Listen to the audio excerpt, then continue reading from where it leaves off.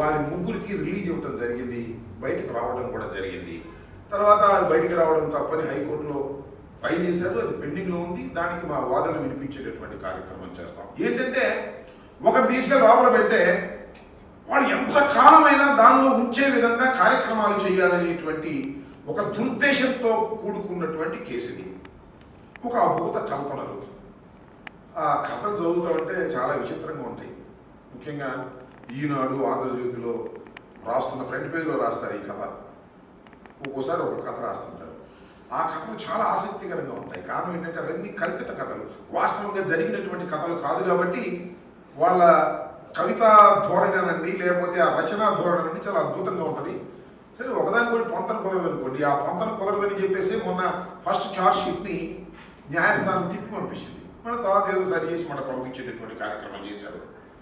దీనిలో చెవిరెడ్డి గారు అబ్బాయి, చెవిరెడ్డి గారి కుటుంబాన్ని, చెవిరెడ్డి గారిని వ్యక్తిత్వ హననం చేయటం కోసం వారు పడుతున్నటువంటి తాపత్రయం చూస్తే నాకు చాలా బాధేస్తుంది. ఎందుకంటే చెవిరెడ్డి భాస్కర్ రెడ్డి చాలా మంచి వ్యక్తి. ఆయన విపరీతమైన దైవభక్తుడు, శివకు కూడా హాని చేయనటువంటి వ్యక్తి. సరే, రాజకీయాల్లోకి వచ్చాడు, తుడా చైర్మన్గా చేశాడు, శాసనసభ్యుడిగా చేశాడు, మొన్న పార్లమెంట్కి నిలబడ్డాడు, ఓటమి పాలయ్యాడు. రాజకీయాల్లో ఓటములు సహజంగా జరుగుతూ ఉంటాయి. అలాంటి వ్యక్తిని ఏదో ఒక విధంగా వేధించాలి. ఎందుకు వేధించాలి? జగన్మోహన్ రెడ్డి గారిని కనిపెట్టుకుని ఉంటున్నాడు. ఆ రోజు రాజశేఖర రెడ్డి గారిని కనిపెట్టుకుని ఉన్నాడు. రాజశేఖర రెడ్డి గారు ఏది ఆదేశిస్తే అది చేశాడు. జగన్మోహన్ రెడ్డి గారు ఏది ఆదేశిస్తే అది చేస్తున్నాడు అనేటువంటి కక్ష కార్పణ్యంతో ఇవాళ చెవిరెడ్డి భాస్కర్ రెడ్డి గారిని వ్యక్తిత్వంగా హననం చేయాలి, బురద చల్లాలి అనేటువంటి కార్యక్రమం. ఎందుకంటే చెవిరెడ్డి భాస్కర్ రెడ్డి గారితో నాకు 20 సంవత్సరాల పైచలకు పరిచయం ఉంది. ఎప్పుడు తప్పు చేయనటువంటి వ్యక్తి, దైవాన్ని నమ్మినటువంటి, పూర్తిగా దైవాన్ని నమ్మినటువంటి వ్యక్తి. ఆయన మీద ఇవాళ లిక్కర్ కేసు పెట్టి మీరు ఆయన్ని విపరీతంగా వేధించేటటువంటి కార్యక్రమం చేస్తున్నారు. ఆయనే కాదు, ఆయన కుటుంబాన్ని కూడా వేధించాలని, ఆయన కుమారుని కూడా దీనిలో పెట్టాలనేటువంటి ప్రయత్నం చేస్తున్నారు. సరే, రాజకీయాల్లోకి వచ్చిన తర్వాత కొంతమంది వ్యాపారాలు చేసుకుంటారు, కంపెనీలు ఓపెన్ చేస్తారు. భాస్కర్ రెడ్డి గారు కూడా అలాగే వ్యాపారం చేసుకున్నాడు, కొన్ని కంపెనీలు స్టార్ట్ చేసుకున్నాడు. ఆ కంపెనీలు లావాదేవీలన్నీ కూడా బహిరంగంగా చూపించాడు, ఇన్కమ్ ట్యాక్స్కి చూపించాడు, వారికి పన్నులు కట్టాడు. అంత చట్టబద్ధంగా చేసినటువంటి కంపెనీలు అంట డొల్ల కంపెనీలు అంట. ఇవాళ డొల్ల కంపెనీలు అని చెప్పేసి దానికి ఒక ముద్ర వేసి ఇవన్నీ డొల్ల కంపెనీలు కేవలం డబ్బులు మార్పిడి చేయడం కోసమే పెట్టారనేటువంటి మాట మాట్లాడతారు. అంతేకాదు, భూములు కొన్నారట, కొన్న భూములు పెరిగాయట, పెరిగిన భూములు అమ్ముకున్నారట. భూములు కొంటే పెరగవా? ఇప్పుడు పెరగటం లేదే. చంద్రబాబు నాయుడు అధికారంలోకి వచ్చిన తర్వాత భూముల ధరలు పెరగటం లేదు. కానీ అంతకు ముందు సెంటు 10,000 రూపాయలు కొంటే ₹1,00,000 అయినటువంటి సందర్భాలు ఉన్నాయి. అక్కడ దాకా ఎందుకు? చంద్రబాబు నాయుడు గారు ఇక్కడ కొన్నాడు కదా, ఎన్ని ఎకరాలు, 5 ఎకరాలు, 2 ఎకరాలు కొన్నాడు. ఎంత కొన్నాడు? నాకు తెలిసి 60,000, 70,000 గజం పెట్టి కొన్నాడు. అంతకుముందు ఎంత దాని ధర? ఆయన అమ్మినోడు స్కామ్ చేసినట్టేనా? భూముల ధరలు పెరిగితే ఆయన లాభం వస్తుంది అమ్ముకున్నవాడికి. ఇలా భూములు కొని అమ్మినా కూడా అవి చాలా లాభాపేక్షతో చేశారనేటువంటి మాటలు మాట్లాడేటటువంటి ప్రయత్నం చేస్తున్నారు. ఈనాడు, ఆంధ్రజ్యోతి. అసలు ఇన్వెస్టిగేషన్ టీం అంటే, స్పెషల్ ఇన్వెస్టిగేషన్ టీం అంటే పోలీసు వారు కాదు. ఈనాడు, ఆంధ్రజ్యోతి వాళ్ళు రాస్తారు ముందు. మొన్న ఈ నెల 13వ తేదీన ఈనాడు, ఆంధ్రజ్యోతి దినపత్రికలు 2 అనుకునే రాస్తారు. ఒకరికొకరు మాట్లాడుకుని ఇవాళ చెవిరెడ్డి మీద రాద్దాం, ఇవాళ రాంబాబు మీద రాద్దాం, ఇవాళ కేసీరెడ్డి మీద రాద్దాం, ఇవాళ జగన్మోహన్ రెడ్డి గారి మీద రాద్దాం, ఇవాళ చెవిరెడ్డి భాస్కర్ రెడ్డి గారి అబ్బాయి మీద రాద్దాం, ఇవాళ మన కరుణాకర్ రెడ్డి గారి మీద రాద్దాం అని రాద్దామని అనుకుని వీళ్ళిద్దరూ కలిసికట్టుగా ఒకే రోజు ఒకే రకమైన కథనాలు రాస్తుంటారు. ఆంధ్రజ్యోతిలో రాశారు భాస్కర్ రెడ్డి గారి మీద వారి వ్యక్తిత్వాన్ని దెబ్బతీయటానికి 36 కోట్ల విలువైన భూమిని 2.93 కోట్లకు తన పరం చేసుకున్నాడంట. ఒక పూజారి గారి భూమిని చౌకగా వాళ్ళ అబ్బాయి సవాలు విసిరాడు. అయ్యా, 36 కోట్లకు మేము కొన్నామని చెబుతున్నారు కదా, దాని విలువ 36 కోట్లు, మేము కేవలం 2,93,00,000కే దాన్ని స్వాధీనం చేసుకున్నామని మీరు చెప్తున్నారు కదా, దీనిలో 10% 3.5 crores మీరు తీసుకోండి అని సవాల్ చేశారు. ఇంత మళ్ళీ చవక బేరం అండి. ఆంధ్రజ్యోతికి, ఈనాడుకి, రామోజీరావు గారి అబ్బాయి పేరేంటి కిరణ్కి, అదేవిధంగా రాధాకృష్ణకి 3.5 కోట్లకు మీరు కొనండి, రెడీగా ఉన్నారు.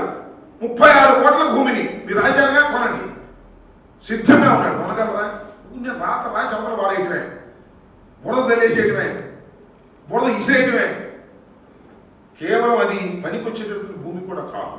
యాక్చువల్గా అది దాన్ని ఇల్లు కట్టుకోవడానికి ఇల్లు కాదు, అది బఫర్ జోన్లోకి వస్తుంది.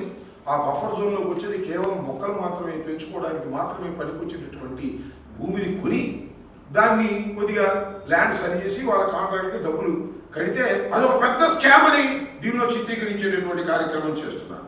ఎంత దుర్మార్గం నేను అడుగుతా ఉన్నాను. భాస్కర్ రెడ్డి గారి మీద కేసు పెట్టదలుచుకుంటే పెట్టారు, లోపల పెట్టదలుచుకుంటే పెట్టారు.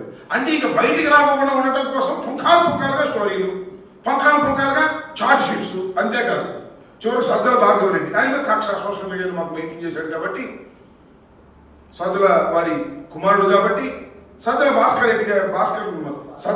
రెడ్డి గారి మీద కూడా ఏదో ఒక విధంగా కేసు పెట్టాలనేటువంటి ఉద్దేశంతో ఆయన ఒక కంపెనీ స్టార్ట్ చేసుకున్నాడు. అంతకుముందు కూడా అతను వ్యాపారం చేశాడు. ఇక్కడ రాకముందు ఒక కంపెనీ స్టార్ట్ చేశాడు. దాని లావాదేవీలే జరగల, బ్యాంక్ అకౌంట్ కూడా రాలా.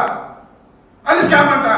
దాని గురించి పెద్ద గందరగోళం చేసేటటువంటి కార్యక్రమం సిట్టుబడి చేస్తున్నా. అంటే ఆయన కూడా లోపల దేవుడు దొరికితే వాడు లోపలేద్దాం అనేటువంటి ఉద్దేశంతో ఈ విధంగా వ్యవహరిస్తూ ఉన్నది ఈ స్పెషల్ ఇన్వెస్టిగేషన్ టీమ్ అనే సందర్భంగా నేను మనవి చేస్తున్నా.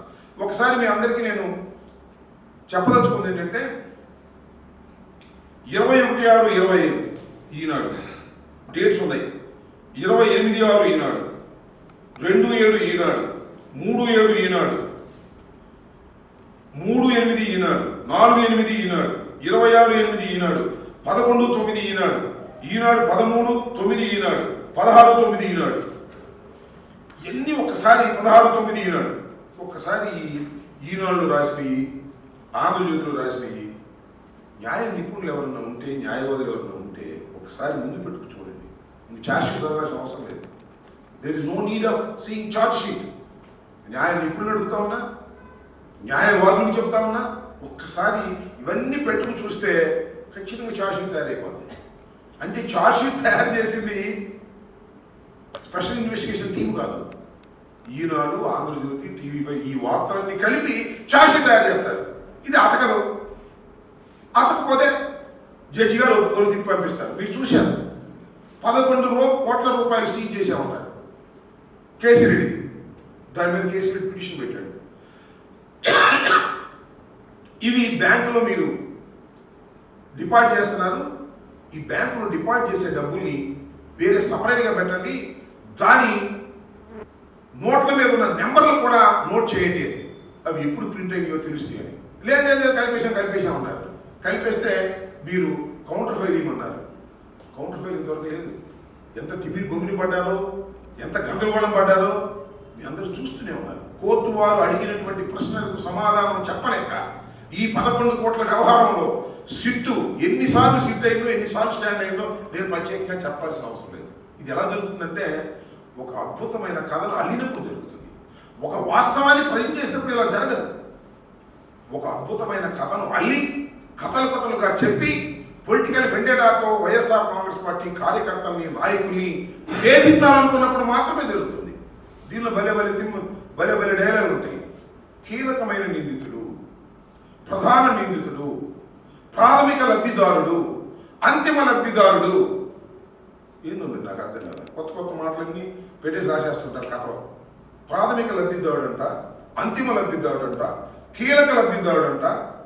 మొత్తం ఎలక్షన్లో నుండి ఈ డబ్బులన్నీ పెట్టి ఖర్చు పెట్టేశారు. అందుకే డబ్బులు పట్టుకోవడానికి వెళ్ళేది కదా, ఇప్పుడు దొరకవు కదా, అందుకని ఆ మొక్క పెట్టేశారు. వీళ్ళందరూ అంతా ఎన్నికల ఖర్చు అంతా కూడా వైఎస్ఆర్ కాంగ్రెస్ పార్టీకి 250 కోట్ల రూపాయలు ఈ చెవిరెడ్డి భాస్కర్ రెడ్డి తదితరులు పంచారనేటువంటి కార్యక్రమం చేస్తున్నారు.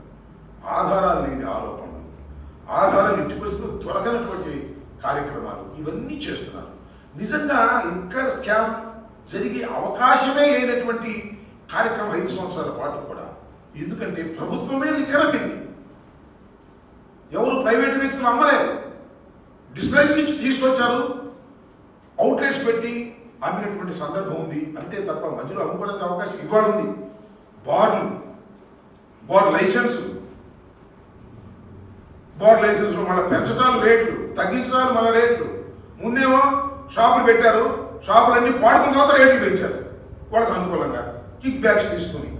ఇవన్నీ స్కాములు చేస్తున్నది తెలుగుదేశం ప్రభుత్వం, కూటమి ప్రభుత్వం, నారా చంద్రబాబు నాయుడు గారు, లోకేష్ గారు తప్ప మరొకరు కాదు.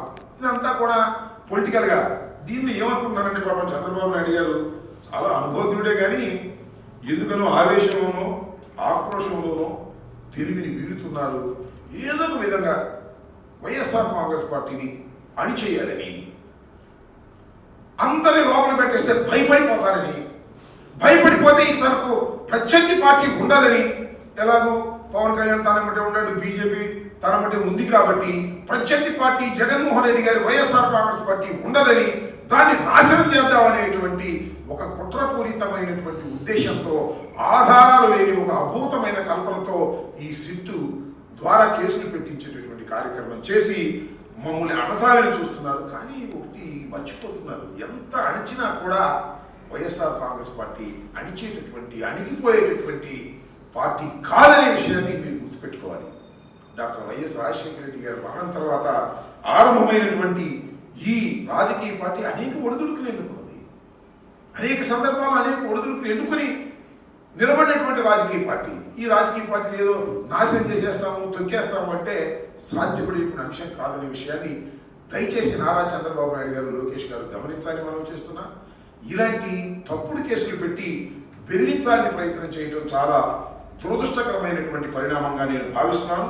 భారత రాజకీయాల్లో ఈ రకమైనటువంటి దౌర్భాగ్యమైనటువంటి రాజకీయ కక్షలతో మీరు పెట్టేటటువంటి ప్రయత్నం చేస్తున్నారు. ఇంకా నిజంగా లిక్కర్ అంటే 14-19 కాలంలో జరిగినటువంటి స్కామ్ ఇంత అంత స్కామ్ కాదు.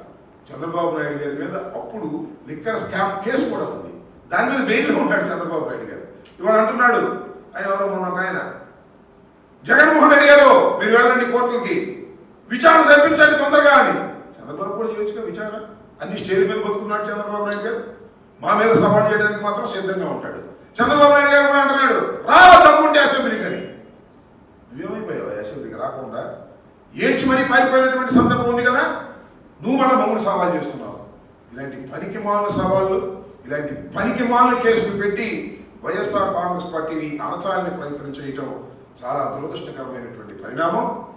ముఖ్యంగా చెవిరెడ్డి భాస్కర్ రెడ్డి గారి మీద వ్యక్తిత్వంగా ఆయన హననం చేయాలనేటువంటి ఒక దుర్బుద్ధితో ఆయన మీద మీరు ఈ కేసులు పెట్టి వెంటాడుతూ ఉన్నారు.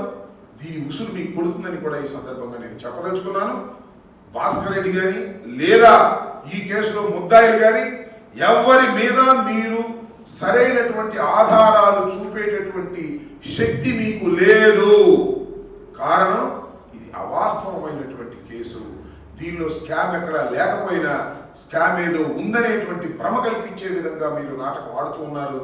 ముందేమో 50,000 కోట్లు అన్నారు, తర్వాత 30 అన్నారు, తర్వాత 18 అన్నారు, ఇప్పుడు 3,500 మొన్న నిన్న చార్జ్షీట్లో పడేసి 3,500 కోట్ల రూపాయలు అనేటువంటి మాట మాట్లాడుతూ ఉన్నారు. పొంతం లేదు, మీ ఆర్గ్యుమెంట్స్కి మీకే పొంతం లేనటువంటి ఒక దురదృష్టకరమైనటువంటి ప్రచారాలు మీరు చేస్తున్నారు. ప్రజలు నమ్ముతున్నారని మీరు అనుకుంటున్నారు, ప్రజలు నమ్మడానికి సిద్ధంగా లేదు, ప్రజలు నవ్వుతున్నారని కూడా ఈ సందర్భంగా నేను మీ ద్వారా ప్రజలకు చెప్పదలుచుకున్నాను, అలాగే సిట్టుకి చెప్పదలుచుకున్నాను, అదేవిధంగా లోకేష్కి, నారా చంద్రబాబు నాయుడు గారికి కూడా చెప్పదలుచుకున్నాను. ఇలాంటి తప్పుడు కేసులు పెట్టి వైఎస్ఆర్ కాంగ్రెస్ పార్టీని అప్రదిష్ట పాలు చేయాలని మీరు అనుకుంటే వైఎస్ఆర్ కాంగ్రెస్ పార్టీ అప్రదిష్ట పాలు కాదు కదా, దేదీప్యమానంగా మళ్ళా పెరుగుతుందనే విషయాన్ని దయచేసి గమనించవలసిందిగా కోరుతున్నాను.